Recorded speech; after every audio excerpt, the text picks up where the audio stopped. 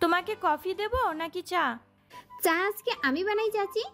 না না, তুমি বসো, এখনই এসব করতে হবে না। কুলসুম বেগম ডাইনিংয়ে এসে বসতে বসতে বললেন, বানাতে যখন চাচ্ছে বানাতে দাও, অন্তত শাহাদের কপিটা বানিয়ে নিয়ে যাক। আসো তাহলে, আমি দেখিয়ে দিচ্ছি। আমি কফি বানাতে জানি চাচি। বাহ, তাহলে তো বেশ ভালো। 1 চামচ চিনি দেবে শাহাদের কফিতে। কুহু কফি বানাতে বানাতে একবার ঘাড় ফিরিয়ে বাম পাশে তাকালো। সেখানে রেজিয়া বেগম সকালের রান্না বসিয়েছে। বিয়ে বাড়ি বলে রান্নার কাজও বেশি, অনেক বড় কিচেন, চা কফি বানানোর সরঞ্জাম সব এখানে।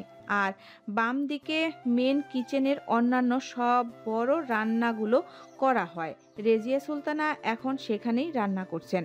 তার আশেপাশে 2-3 জন কাজের মহিলা বিভিন্ন জিনিস এগিয়ে দিচ্ছেন। কুহুর কফি বানানো শেষ, কিন্তু শাহাদ কোথায় আছে তা সে জানে না। কাউকে জিজ্ঞেস করবে কিনা বুঝতে পারছে না। জয়া বেগম কুহুর ব্যাপারটা বুঝতে পারলেন। মালাকে বললেন, মালা, যা তো কুহুকে জিমে দিয়ে আয়। মালা চায়ের কাপ সাজাচ্ছিল, কাপগুলো রেখে বললেন, আসেন ভাবিজান। কুহু কফির কাপ হাতে নিয়ে মালার পিছু পিছু চলল। যেতে যেতে মালা বিভিন্ন বিষয়ে আলাপ জুড়ে দিল। কুহু শুধু হু হা করল। তার আগ্রহ এখন শাহাদ কি করছে তা নিয়ে। মালা বাড়ির ড্রয়িং রুম পেরিয়ে একটা লম্বা বারান্দা ধরে কুহুকে নিয়ে হাঁটতে লাগলো। বারান্দার পাশে তাকালে বাগান দেখা যায়। বারান্দার শেষ মাথায় নিয়ে এসে একটা কাচের দরজার ঘরের সামনে এলো। কুহু দরজার সামনে দাঁড়িয়ে বাহির থেকে ভেতরের জিমের সরঞ্জাম দেখতে পেল। মালা কুহুকে রেখে চলে গেল। কুহু দরজা ঠেলে ভেতরে ঢুকলো। এক পাশে শাহাদকে দেখতে পেল। অনেকগুলো ট্রেডমিল সারি করে রাখা। মাছ বরাবর একটা ট্রেডমিলে দৌড়াচ্ছে শাহাদ। চুল ছুঁয়ে ঘাম গড়িয়ে পড়ছে নাকের পাশ দিয়ে। ট্রেডমিলের পাশের পুরোটা কাচের দেওয়াল। বাইরের বাগানের দৃশ্য সুন্দর দেখা যায়। শাহাদ বাগানের দিকে দৃষ্টি রেখে দৌড়াচ্ছে। কুহু শাহাদের কাছাকাছি দাঁড়িয়ে গলা ঝাড়ল। শাহাদ মাথা ঘুরিয়ে দেখল, তারপর দৌড়ানো বন্ধ করে নেমে এলো ট্রেডমিল থেকে।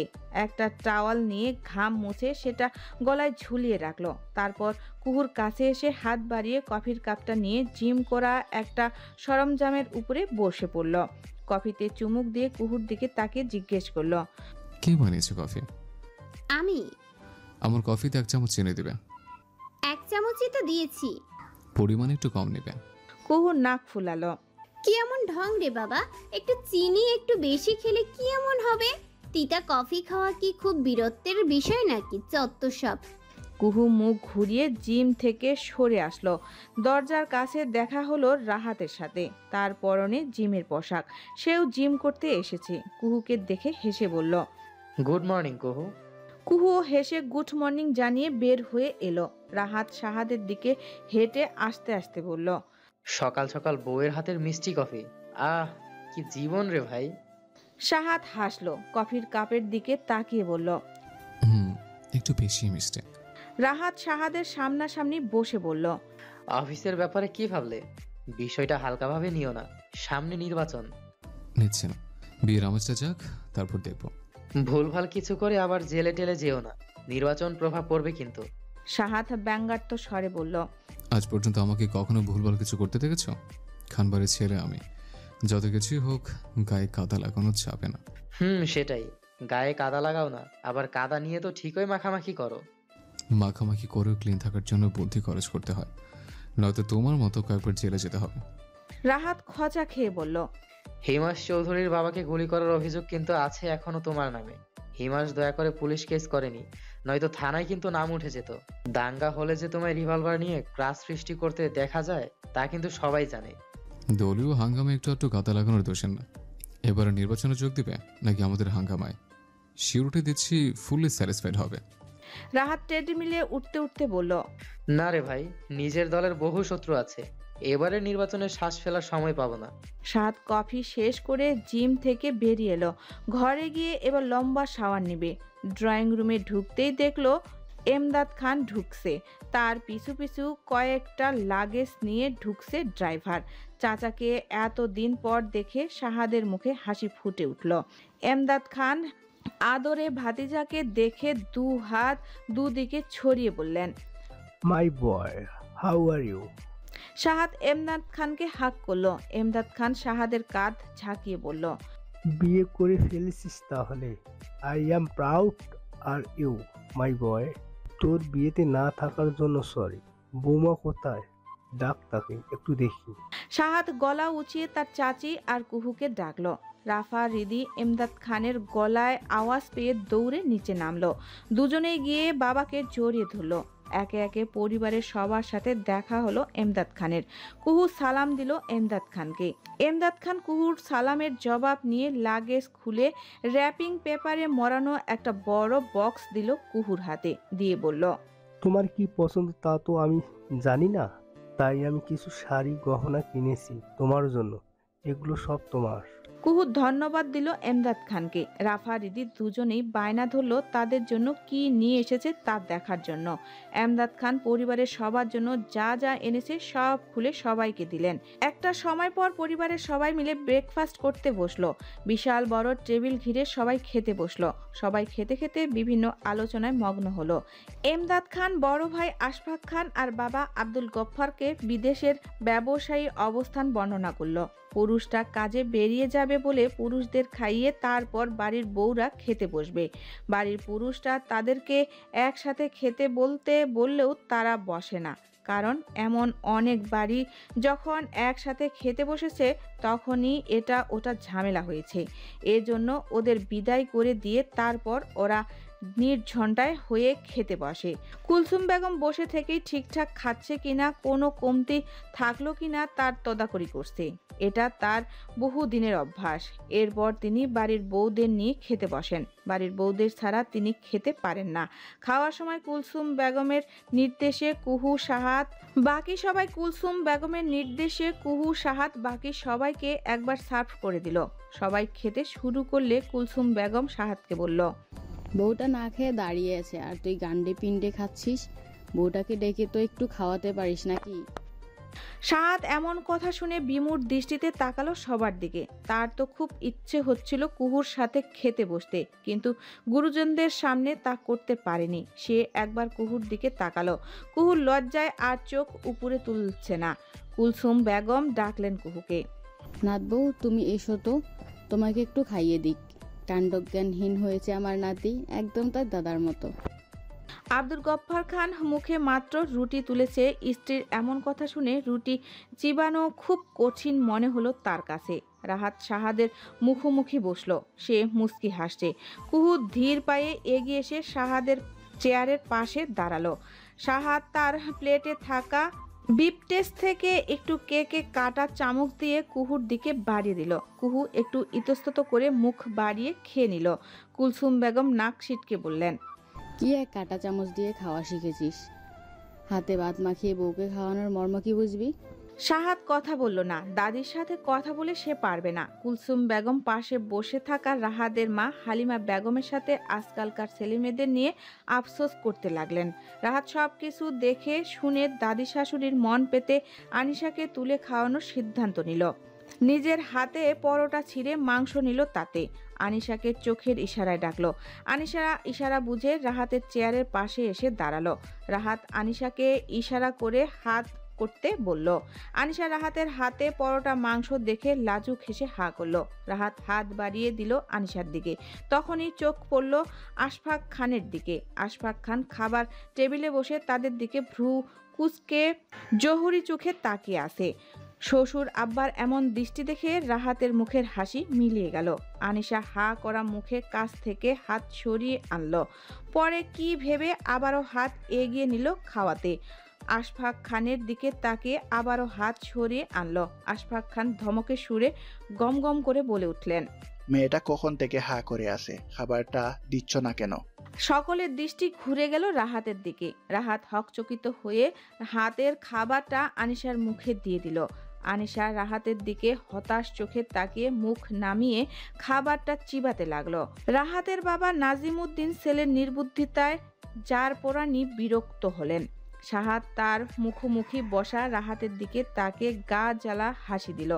রাহাতের মুখটা এমনি বাংলার পাঁচের মতো হয়েছিল। সাহাদের হাসি দেখে এবার তার ব্রহ্মতালু অবধি জ্বলে গেল। খাওয়া শেষে কুহু ঘরে আসলো।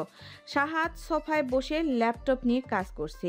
বিয়ের এই কটা দিন তাকে সব রকমের কাজ থেকে ছুটি দেওয়া হয়েছে। কুহুকে দেখে জিজ্ঞেস করলো, হানিমুনে কোথায় যেতে চাও? আকস্মিক প্রশ্নে কুহু হকচকিয়ে গেল। হানিমুনের কথা শুনে কিছুটা লজ্জা লাগলো। লজ্জার রেশ কাটিয়ে বলল, আপনি যেখানে নিয়ে যাবেন সেখানেই। তোমার কোনো পছন্দ নেই? কুহু ঠোঁট কামড়ালো, উত্তর দিল, সাগর দেখতে যাই। সাহাদ মৃদু হাসলো, অর্থাৎ সেও এটাই চায়। মাথা নাড়িয়ে বলল, কাল সকালে রেডি থেকো, কাল আমাদের ফ্লাইট। সকাল সকাল উঠে রেডি হওয়া শুরু করেও পুরোপুরি রেডি হতে অনেকক্ষণ লেগে গেল। সাহাদ নিজে রেডি হয়ে অনেকক্ষণ আগেই বেরিয়ে গেল, কিন্তু কুহুর আর রেডি হওয়া হলো না। আনিশা আর রাফা তাকে পুরোটা সময় ধরেই সাহায্য করলো। আনিশা কুহুর লাগেজ গুছিয়ে দিল, তারপর কুহুকে রেডি হতে সাহায্য করলো। সাহাদ অপেক্ষা করতে করতে কয়েকবার মালাকা দিয়ে ডাক পাঠালো। বেশি দেরি হলে ফ্লাইট মিস করার সম্ভাবনা আছে। লাগেজগুলো আগেই নিচে পাঠিয়ে দেওয়া হলো। সাহাদ গাড়ির পেছনে সব তুলে দিল। কুহুকে নিয়ে আনিশা বাইরে বেরিয়ে আসলো। কুহু আজ একটা গাউন পরেছে। আসার সময় বাড়ির বড়দের কাছ থেকে বিদায় নিয়ে এসেছে। বাড়ির বড়রা সদর দরজায় দাঁড়িয়ে আছে তাদের যাওয়া দেখার জন্য। সাহাদ সবকিছু ঠিকঠাক আছে কিনা শিওর হয়ে নিল। এমন সময় রাহাত এসে কাজ চাপড়িয়ে ধরল সাহাদের। ষড়যন্ত্র করার মতো করে ফিসফিস করে বলল, হানিমুন মানে হচ্ছে মধুচন্দ্রিমা। চাঁদ তো সাথে করে নিয়েই যাচ্ছে, মধুর ব্যাপারটা হলেই নয়। সাহাদ রাহাতের হাত সরিয়ে দিল। রাহাত অসভ্য মতো একটা হাসি দিল। সাহাদের চোখ পড়ল একটু দূরে দাঁড়িয়ে থাকা কুহু আর আনিশার দিকে। আনিশা কুহুর কানের কাছে কি সব ফুসুর ফাসুর করছে। কুহু মাটির দিকে তাকিয়ে থেকে অস্বস্তি হয়ে সেসব শুনছে। সাহাদ কুহুর মুখ দেখেই বুঝতে পারল কি সব কথা চলছে। সে এসব থেকে নিস্তার পাওয়ার জন্য তাড়া দিল গাড়িতে ওঠার। কুহু ছুটে এসে সাহাদের খুলে রাখা দরজা দিয়ে এক প্রকার লাফিয়ে গাড়িতে উঠে পড়ল।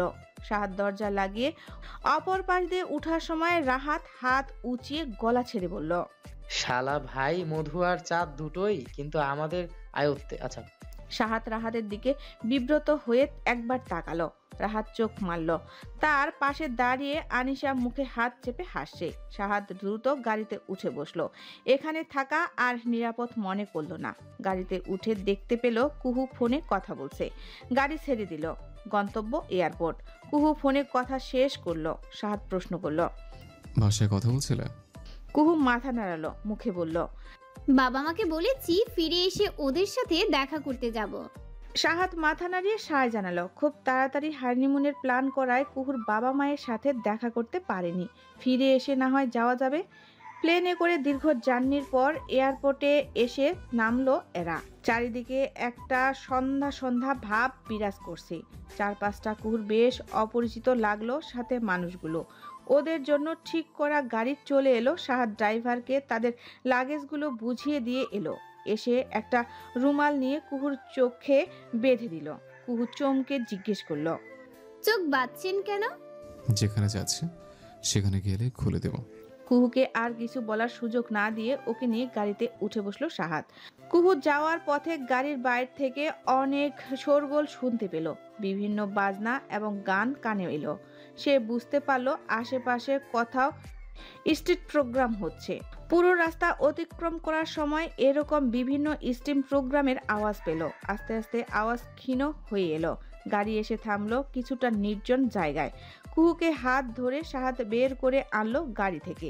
কুহু গায়ে ঠান্ডা বাতাসের ছোঁয়া অনুভব করলো। সাহাদ কোনো কিছু না বলেই কুহুকে কোলে তুলে নিল। কুহু ভয় পেয়ে গলা জড়িয়ে ধরল সাহাদের। কুহুর ভয় দেখে সাহাদ স্মিত হাসলো। একটা সময় পর কুহুকে নামিয়ে এক জায়গায় বসালো। এর কিছুক্ষণ পরে ইঞ্জিনের শব্দ শুনতে পেল কুহু। দুলুনি অনুভব করলো আর তারপরই পানির আওয়াজ, অর্থাৎ তারা কোনো জাহাজে আছে। প্রায় 10 মিনিট যাওয়ার পর সাহাদ কুহুর হাত ধরে ট্রেনে দাঁড় করালো। নিজের কাছাকাছি নিয়ে এসে চোখের বাঁধন খুলে দিল। কুহু অনেকক্ষণ পর চোখ খোলা পেয়ে পিটপিট করে তাকালো। প্রথমে কিছু বুঝতে পারলো না, আস্তে আস্তে সামনের দৃশ্য স্পষ্ট হলো। কুহুর চোখ মুখ আনন্দে বিস্ময়ে ছেয়ে গেল। সাহাদ কুহুর কানের কাছে মুখ নিয়ে বলল, ভেবেছিলাম একবারে গন্তব্যে গিয়ে চোখ খুলে দেব, কিন্তু এখন মনে হলো এই সুন্দর দৃশ্য তোমার দেখা উচিত। কুহু এদিকে ওদিকে মাথা ঘুরিয়ে দেখলো, চারপাশে বিশাল সাগর। সন্ধ্যার আলোতে সাগরের পানি দেখতে কালো লাগছে, কিন্তু আলো পড়ে পানি চিকচিক করছে। সাগরের এদিকে ওদিকে আরো অনেক জাহাজ আর ছোট ছোট ইয়েট ছড়িয়ে ছিটিয়ে আছে। কুহু সাহাদের দিকে তাকালো, তারা একটা ছোট সাইজের ইয়েটে আছে। সাহাদ ইয়েটটা চালাচ্ছে, তার দৃষ্টি সামনের দিকে। কুহু সাহাদের কাছাকাছি দাঁড়িয়ে আছে, জিজ্ঞেস করলো, কোথায় আছি আমরা? সাহাদ ইয়েটটার গতি কমিয়ে দিল, সামনের দিকে তাকিয়ে উত্তর দিল, ব্রাজিলে। একটু আগে রিও শহরে পেছনে ফেলে এসেছি আমরা। কুহু চমকালো, ওরা বাংলাদেশ থেকে কত দূরে। অবশ্য লং ফ্লাইটে যখন ছিল তখনই বুঝেছিল যে তারা দেশের বাইরে কোথাও যাচ্ছে। কুহুর পিছনে তাকালো, পেছনে আলোকজন রিও ডি জেনেলিও শহর, ব্রাজিলের দ্বিতীয় রাজধানী বলা হয় যে শহরকে। সাত ইয়েকটাকে নিয়ন্ত্রণে রেখে কুহুকে আরেকটু কাছে আনলো। কুহুর পেছনে দাঁড়িয়ে কুহুর হাত নিজের হাতে নিয়ে উঁচু করে একদিকে তাক করলো, বলল, ওই যে দ্বীপটা দেখতে পাচ্ছ, আমরা এখন সেখানে যাচ্ছি। সেখানে আমাদের জন্য রিসোর্ট বুক করা হয়েছে। এটা চাচুর পক্ষ থেকে গিফট, বিয়েতে আসতে পারেনি সেজন্য। চাচু আসেনি কেন? সাহাত কুহুর হাত ছেড়ে দিল, ইয়েকটার গতি বাড়িয়ে দিয়ে বলল, বাবা আমাদের সমস্ত ব্যবসার দায়িত্ব চাচুর ঘাড়ে চাপিয়ে দিয়েছে। চাচুকে তাই মাঝে মাঝে ব্যবসার কাজে বিদেশে যেতে হয় অনেক দিনের জন্য। আমাদের বিয়ের সময় অনেক গুরুত্বপূর্ণ প্রজেক্টের কাজ চলছিল, সেটা রেখে আসা অসম্ভব ছিল। বিয়ের ডেট পেছানোর কথা বললে চাচুই না করে। এরপর প্রজেক্টের কাজ শেষ করে চাচু দেশে ফিরেছে। কুহু দৃষ্টি দিল স্পষ্ট হয়ে আসা দ্বীপটার দিকে। নির্জন দ্বীপ, তার মাঝে টিম করে কিছু আলো জ্বলছে। আশেপাশে আরো কিছু দ্বীপ দেখা যাচ্ছে, ওগুলোতেও এরকম আলো। আস্তে আস্তে ইয়েকটা এসে দ্বীপের কাছে ভাড়ালো। ছোট একটা জেটি আছে, সেখানে সাহাত ইয়েকটা থামালো। কুহুকে হাত ধরে ইয়েক থেকে নামিয়ে লাগেজগুলো নামালো সাহাত। তারপর কিছুটা হেঁটে একটা সাগরের তীরে একটা কটেজের সামনে এলো। কটেজের মধ্য বয়স্ক কেয়ারটেকার আগে থেকেই ওদের অপেক্ষা করছিল। সাহাদকে দেখে বিনীত হেসে স্বাগতম জানালো। কটেজের সমস্ত কিছু বুঝিয়ে দিয়ে তিনি বিদায় নিলেন। সাহাদ কুহুকে নিয়ে কটেজের ভিতরে প্রবেশ করলো। কটেজটা পুরোটা কাঠের তৈরি, কাঠের মেঝে, কাঠের দেওয়াল, বড় কাজের জানালা যেখান থেকে সাগর দেখা যায়। কুহু বিস্মিত নিয়ে কটেজটা দেখলো, একটা লিভিং রুম সহ কিচেন, তারপর বেডরুমের সাথে লাগানো বড় ওয়াশরুম। সাহাদ বেডরুমে এসে লাগেজ দুটো নামিয়ে রাখলো। কুহু বেডরুমে এসে আনন্দে চাপা স্বরে চিৎকার করে উঠল। বেডরুমের এক পাশে 7 পর্যন্ত ইয়া বড় কাচের দরজা, অর্থাৎ পুরো দেওয়ালটাই কাচের। সেখান থেকে সাগরের তীর মাত্র কয়েক পায়ের দূরত্ব, চাইলেই দরজা খুলে সাগরে নেমে যাওয়া যাবে। কুহু অস্থির পায়ে ঘরের এদিক থেকে ওদিক যেতে লাগলো। সাহাদ বুকে 2 হাত ভাঁজ করে দেওয়ালে হেলান দিয়ে কুহুর আনন্দ দেখছে। কুহু আবিষ্কার করলো বেডরুমের অপর পাশে একটা সুইমিং পুল আছে, সেখান থেকে সাগর দেখা যায়। সুইমিং পুলটা পেছনে রয়েছে একটা ছোট পাহাড়, সেখান থেকে শব্দ করে ঝর্ণা গড়িয়ে পড়ছে। রাতের নিস্তব্ধতায় সেই আওয়াজ আরো প্রচন্ড শোনালো। সাহাদ তার নিজের লাগেজটা নিচু টেবিলটার উপরে রাখলো। নিজের জামা কাপড় বের করে লাগেজ খুলে সে ভেবাচাকা খেয়ে গেল, মুখ থেকে বেরিয়ে এলো। এগুলো কি? সাহাদ একটা কাপড় হাত দিয়ে উপরে তুলে ধরলো, একটা ফিনফিনে পাতলা নাইটি। কুহু সাহাদের কথা শুনে সাহাদের দিকে ফিরে দেখলো সাহাদ একটা নাইটি ধরে হতভম্ব হয়ে তাকিয়ে আছে। কুহু দৌড়ে সাহাদের কাছে এলো। লাগেজে তাকিয়ে কুহুর চোখ কপালে উঠল। এটা তো তার লাগেজ। লাগেজের ভেতর জামা কাপড়ের উপর নাইটি সহ বিভিন্ন ছোট ছোট কাপড় রাখা, নিশ্চয়ই আনিশার কাজ। সাহাদ এমন একটা লুক দিয়ে কুহুর দিকে তাকালো যার অর্থ হলো, এগুলো কি?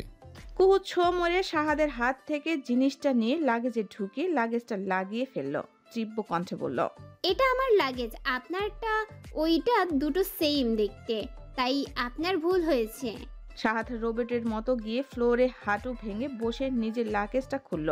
এরপর জামা কাপড় নিয়ে ওয়াশরুমে চলে গেল ফ্রেশ হতে। সাহাদ চলে যেতেই কুহু ধপাস করে লাগেজের পাশের টেবিলের উপরে বসে পড়ল।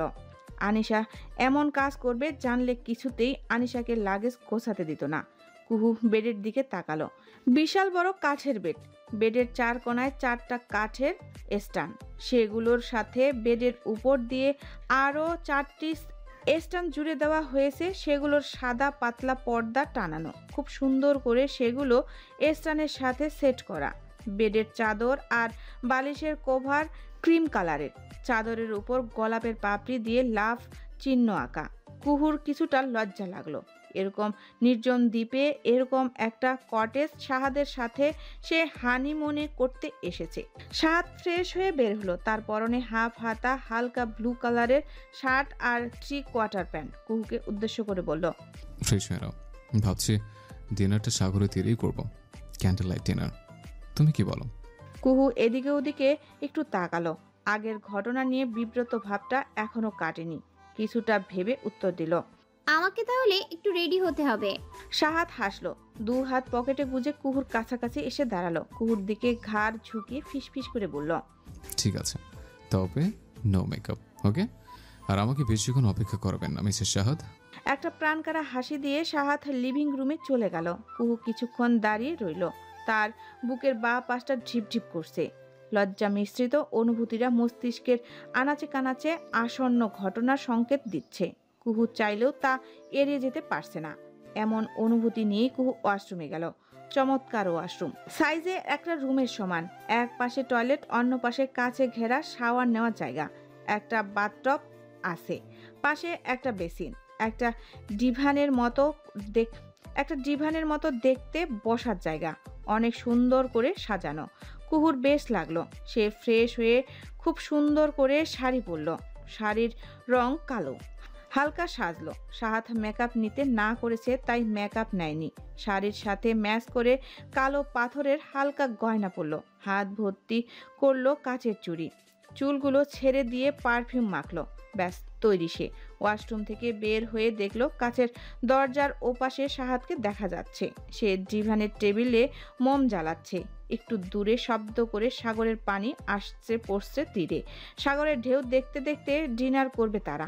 সাহাদ মোম জ্বালিয়ে কুহুকে ঘরের মাঝখানে দাঁড়িয়ে থাকতে দেখলো।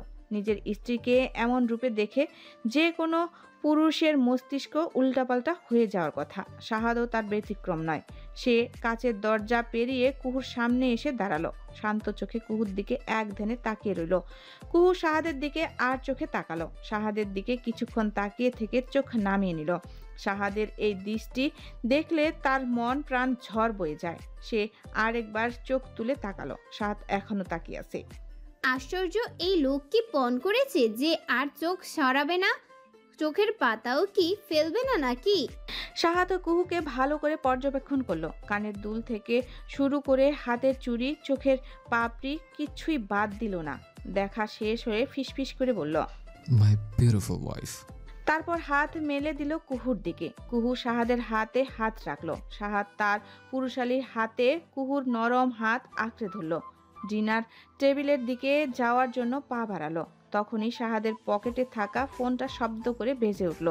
এখানে আসার পর কটেজের কেয়ারটেকারের কাছ থেকে সিম নিয়েছে বাংলাদেশে যোগাযোগ করার জন্য। সিম পেয়েই সে দেশে কল করে তাদের পৌঁছে যাওয়ার খবর দিয়ে দিয়েছে। সাহাদ পকেট থেকে ফোন বের করে দেখলো বাংলাদেশি নাম্বার। কুহুর হাত ধরে রেখেই ফোনটা কানে ধরল। ফোন কানে ধরার কিছু মুহূর্তে পরে তার ভ্রু কুঁচকে গেল। কিছুক্ষণের ব্যবধানে চোয়াল শক্ত হয়ে গেল। কুহুর হাত ছেড়ে দিয়ে কাচের দরজা দিয়ে বের হয়ে বাহিরে গিয়ে দাঁড়ালো। সাহাদ কিছুক্ষণ বাইরে দাঁড়িয়ে ফোনে কথা বলল। তারপর ফোন পকেটে রেখে ঘরের ভেতরে ঢুকলো। চোখ মুখে চিন্তার ভাব স্পষ্ট। কুহুর সামনে এসে দাঁড়িয়ে লম্বা করে শ্বাস ফেলল। কুহুর ডান হাতটা নিজের হাতে নিল। কুহুর চোখে চোখ রেখে নরম স্বরে বলল, আমি যদি আর 1 ঘন্টা পরে এসে তোমার সাথে ডিনারে যোগ দেই তাহলে কি তুমি রাগ করবে? সাহাদের কণ্ঠে অনুনয়, আকুল নয়নে আগ্রহ ভরে কুহুর দিকে তাকিয়ে আছে। কুহুর উত্তরের অপেক্ষা করছে। যেন কুহু হ্যাঁ বা না উত্তরেই সাহাদের জীবন মরণ নির্ভর করছে। কুহু কিছুক্ষণ নীরব হয়ে সাহাদের দিকে তাকিয়ে রইল। সাহাদ অসহায় চোখে তার দিকে তাকিয়ে আছে। কুহুর খুব মায়া লাগলো। সে ঘাড় নাড়িয়ে বলল, না আমি রাগ করব না, আপনার যতটুকু সময় লাগে নিন। শাহাদের চোখে মুখে খুশির ঝিলিক খেয়ে গেল। মৃদু হেসে বলল, থ্যাঙ্কস, আমি আর 1 ঘন্টা পরেই আসছি, অপেক্ষা করো কেমন? শাহাদ নিজের ল্যাপটপ নিয়ে লিভিং রুমে চলে এলো। সোফায় বসে সামনের টেবিলে ল্যাপটপটা রাখলো, তারপর ল্যাপটপের কাজ করতে লাগলো। কুহু একবার বেডরুমের দরজার আড়ালে দাঁড়িয়ে উকি দিয়ে দেখলো শাহাদকে। শাহাদ কানে মাইক্রোফোন লাগিয়ে কি সব বলছে আর ল্যাপটপে আঙ্গুল চালাচ্ছে। চোখে মুখে শান্ত ভাব থাকলেও তার অস্থিরতা বোঝা যাচ্ছে। কুহু চলে এলো। ঘরময় হাঁটতে হাঁটতে 1 ঘন্টা কিভাবে কাটানো যায় সেটাই চিন্তা করতে লাগলো। সে একবার পুল সাইডে গিয়ে সামনে ছোট পাহাড়টার ঝর্ণার দিকে তাকিয়ে থাকলো। ঝর্ণাটা এখান থেকে বেশ দূরে, কিন্তু মনে হয় কাছে, চাইলেই ছুঁয়ে দেওয়া যাবে। কুহু কিছুক্ষণ পুল সাইডের এদিকে ওদিকে ঘুরল। শাহাদকে নিয়ে বিভিন্ন কথা চিন্তা করলো। লজ্জায় রাঙ্গা হয়ে নিজের মুখ হাতের ভাঁজে লুকিয়ে ফেলল। তারপর ঘরে এসে আয়নার সামনে দাঁড়ালো। বাংলা সিনেমার নায়িকাদের মতো বিভিন্নভাবে ঢং করলো। ডিনার টেবিলে কিভাবে আসবে, কিভাবে হাসলে দেখতে ভালো লাগবে সেটাও প্র্যাকটিস করলো। নিজেকে একটু আকর্ষণীয় দেখাতে শাড়ির আঁচলটা একটু নিচে নামিয়ে আনলো, তারপর আবার লজ্জা পেয়ে তুলে দিল। আয়নায় নিজের প্রতিবিম্বর দিকে তাকে বিড়বিড় করে বলল, বেহায়া মেয়ে। ঘড়ির দিকে তাকিয়ে দেখলো সবে 20 মিনিট কেটেছে। আবারও দরজার আড়ালে দাঁড়িয়ে একটু উকি দিয়ে লিভিং রুমের বসা শাহাদের দিকে তাকালো। শাহাদ আগের মতোই বসে আছে। তার সামনের টেবিলে কয়েকটা তরল পানীয় ক্যান রাখা, বোধহয় কোল্ড ড্রিঙ্ক। শাহাদ 2 হাত জোর করে বসে এক ধানে ল্যাপটপের দিকে তাকিয়ে আছে। কুহু আর দাঁড়ালো না, চলে এলো ঘরের ভেতরে। বাইরে সাজিয়ে রাখা ডিনার টেবিলটার কাছে এলো। সামনাসামনি 2টো চেয়ার রাখা। কুহু সময় কাটানোর জন্য একবার করে 2টো চেয়ারেই বসলো। টেবিলের উপর রাখা খাবারের প্লেটগুলো নেড়ে চেড়ে ঠিকঠাক করলো। জ্বালিয়ে রাখা মোমবাতিগুলোতে খুব ভালোভাবে ঘুরিয়ে ভিড়িয়ে দেখলো। খুব সুন্দর মিষ্টি একটা ঘ্রাণ আসছে মোমবাতিগুলো থেকে, একদম মন মাতানো ঘ্রাণ। শীতল হাওয়ায় মোমবাতিগুলোর শিখা নড়ছে। কুহু উঠে পড়ল, এগিয়ে গেল সমুদ্রের দিকে। একটুখানি এগিয়ে থেমে গেল, আর 2-1 পা গেলেই সমুদ্রের ঢেউ এসে আছড়ে পড়বে তার পায়ে। কুহুর খুব ইচ্ছে হলো শাহাদকে নিয়ে সমুদ্রের পানিতে পা ভেজাতে। শাহাদের চোয়াল শক্ত হচ্ছে ক্রমশই, ক্রোধে নিঃশ্বাস ঘন হচ্ছে। তাদের দলীয় ওয়েবসাইট হ্যাক করা হয়েছে, সেখান থেকে বিভিন্ন অপপ্রচার চালানো হচ্ছে। শাহাদ বেশ বুঝতে পারছে এর পরে টার্গেট হচ্ছে ওদের জিমেল অ্যাকাউন্ট। জিমেলের অ্যাকাউন্ট আসল টার্গেট। ওয়েবসাইট হ্যাক করে ওদের ব্যস্ত রাখবে আর এই ফাঁকে জিমেল হ্যাক করবে। এতে করে বিভিন্ন খুঁটিনাটি বিষয়সহ অনেক সিকিউরিটি হ্যাকারদের হাতে চলে যাবে। শাহাদ মাইক্রোফোনটা মুখের কাছে এনে বলল, আর 5 মিনিটের মাঝে জিমেল সিকিউর না করতে পারলে ওদের হাতে চলে যাবে। ওপাশ থেকে রাহাত উত্তর দিল, এত তাড়াতাড়ি সম্ভব না। শাহাদ চোখ বন্ধ করে ফেললো। মাইক্রোফোনটা টেবিলের উপরে শব্দ করে রেখে উঠে দাঁড়িয়ে পড়ল। হেঁটে গিয়ে সোফার পেছনে দাঁড়ালো, বড় বড় করে শ্বাস নিল। দলীয় সবার টিমকে কাজে লাগানো হয়েছে, এমনকি বাইরে থেকে সাইবার এক্সপার্ট আনা হয়েছে। তারপরও ওয়েবসাইট এখনো উদ্ধার করা যায়নি। শাহাদ এক টানে পরনের শার্টটা খুলে ফেললো, ছুঁড়ে দিল ফ্লোরে। ধীর পায়ে হেঁটে লিভিং রুমের কাচের দরজার সামনে দাঁড়ালো। সামনে গর্জন করা সমুদ্রের দিকে তাকিয়ে কোমরে 2 হাত রেখে বড় বড় শ্বাস ফেললো। নিজেকে কিছুটা শান্ত করে আবারও এসে বসলো ল্যাপটপের সামনে। টেবিল থেকে মাইক্রোফোন তুলে কানে লাগালো। 1 ঘন্টা পর কুহু এসে আবারও উকি দিল। শার্টলেন্স শাহাদকে দেখে কিছুক্ষণের জন্য থমকে গেল। শাহাদ 2 হাত থুতনিতে ঠেকিয়ে বসে আছে, যার কারণে হাতের পেশিগুলো আরো বেশি ফুলে আছে। মুখভঙ্গি কঠিন, চোয়াল শক্ত হয়ে আছে। চোয়াল টান টান হয়ে থাকার কারণে খোঁচা খোঁচা দাড়িগুলো আরো বেশি দৃশ্যমান দেখাচ্ছে। কুহুর ইচ্ছে হলো শাহাদকে একবার ডাক দিতে, ডেকে বলতে 1 ঘন্টা হয়ে গেছে। কিন্তু শাহাদের সিরিয়াস মুড দেখে কিছু বলতে ইচ্ছা হলো না। নিশ্চয়ই কোথাও কোনো ঝামেলা হয়েছে। কুহু গভীর নয়নে কিছুক্ষণ শাহাদের দিকে তাকিয়ে থেকে ঘরে চলে এলো। কাছের দরজার ওপাশে ডিনার টেবিলের দিকে নজর পড়ল। কুহুর চোখ দুটো অভিমানে ভরে উঠল। জোরে জোরে পা চালিয়ে ডিনার টেবিলের কাছে গিয়ে ফু দিয়ে সবগুলো ক্যান্ডেল নিভিয়ে দিল। টেবিলের উপর জুস ভর্তি একটা গ্লাস হাতে ধাক্কা দিয়ে মাটিতে ফেলে দিল। ধাক্কা দিয়ে একটা চেয়ার উল্টে দিল। তারপর যেভাবে গিয়েছিল সেভাবে ঘরে চলে আসলো। ধবধবে সাদা বিছানায় এক কোণায় বসলো। দ্রুত শ্বাস পড়ছে কুহুর। চোখের কোণায় কিছুটা পানি উকি দিচ্ছে। অভিমান ভরা চোখে ঘাড় ঘুরিয়ে বিছানায় গোলাপের পাপড়ি দিয়ে আঁকা লাভ চিহ্নটার দিকে তাকালো। তারপর প্রচণ্ড আক্রমণে হাত দিয়ে এলোমেলো করে দিল লাভ চিহ্নটা। গোলাপের পাপড়িগুলো ছড়িয়ে গেল চারপাশে। কুহুর নিজের উপর খুব রাগ হলো। তার আশেপাশে সব কিছুর উপর রাগ হলো। সইতে না পেরে গোলাপের পাপড়িগুলোর উপর লুটিয়ে পড়ল। চোখ বন্ধ করে বিছানার চাদর খামচে ধরে পড়ে থাকলো। নাইমুল একটা চেয়ারে হেলান দিয়ে বসে চায়ে ভিজিয়ে পাউরুটি খাচ্ছে। দু পা জোর করে একটা টেবিলের উপরে তুলে রেখেছে। পাউরুটি ভিজিয়ে মুখে দিয়ে এক চুমুক চা খেলো। তৃপ্তির একটা শব্দ করলো। মিজান নাইমুলের কাছে এসে বলল, অ্যাটাক দিচ্ছি, ওরা মনে হয় জিমেলটা সিকিউরিটি করে ফেলেছে।